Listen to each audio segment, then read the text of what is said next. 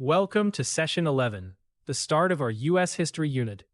Before the United States existed, the Americas were already home to millions of people. Today, we travel from those First Nations through European contact to the 13 English colonies. By the end, you'll know the major Native American civilizations, understand the Columbian Exchange, and be able to compare the three colonial regions and where American self-government began. Long before Europeans arrived, 50 to 100 million people lived in the Americas, in hundreds of distinct nations, with their own languages and governments. These were sophisticated civilizations. The Aztec, Inca, and Maya built great cities with writing, astronomy, and mathematics. The Maya even invented zero. In North America, the Mississippians built Cahokia, a city larger than London at the time. And the Iroquois Confederacy was a democratic alliance of 6 nations whose ideas influenced the framers of our Constitution. But after contact, European diseases like smallpox killed an estimated 90% of native peoples, the greatest demographic catastrophe in history. So why did Europeans cross the ocean? Historians sum up their motives as the 3 Gs. Gold, the hunt for wealth; God, the drive to spread Christianity; and glory, the chase for national prestige and personal fame. Christopher Columbus, sailing for Spain, reached the Caribbean in 1492. He wasn't the first European here.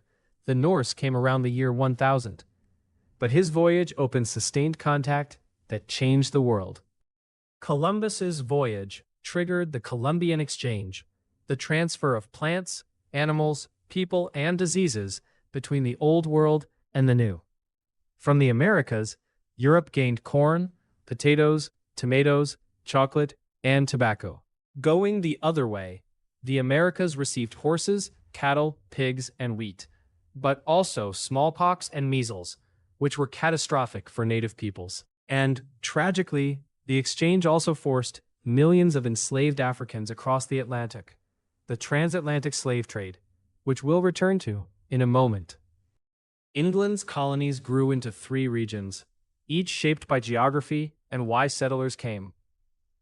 New England, settled by pilgrims and Puritans seeking religious freedom, lived on fishing, trade, and small farms, and governed itself through town meetings.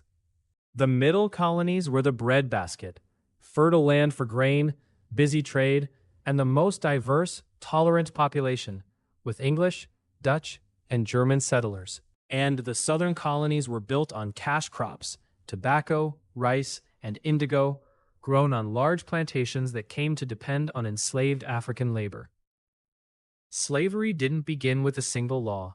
It hardened over the 17th century. In 1619, the first Africans arrived in Virginia, and some were treated, at first, like indentured servants who could eventually go free. But by the 1660s and 80s, colonies passed laws making slavery permanent and hereditary. Enslaved status now passed from an enslaved mother to her child, locking in a lifelong, inherited condition. In all, the transatlantic slave trade forcibly carried about 12.5 million Africans to the Americas, the foundation of the Southern colonial economy.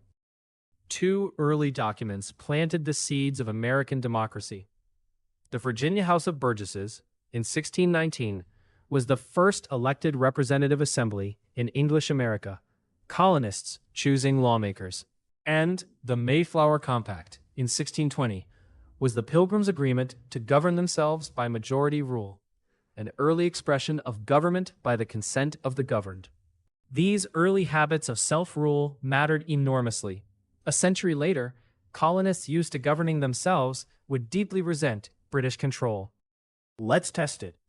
What was the most devastating consequence of the Columbian Exchange for Native Americans? Pause and choose. The answer is A. The greatest catastrophe was biological. European diseases like smallpox, to which native peoples had no immunity, killed roughly 90% of them. Disease, not weapons, was the great killer. Centuries of isolation meant no immunity, so whole communities collapsed before Europeans even arrived in many places. Let's recap Session 11. Before Europeans arrived, Millions lived in sophisticated native nations. Columbus opened the Columbian Exchange, which traded crops and animals, but also brought devastating disease. England's three regions were New England, the Middle Breadbasket Colonies, and the Plantation South. Slavery hardened into a permanent, hereditary system by the late 1600s, and self-government began with the House of Burgesses and the Mayflower Compact.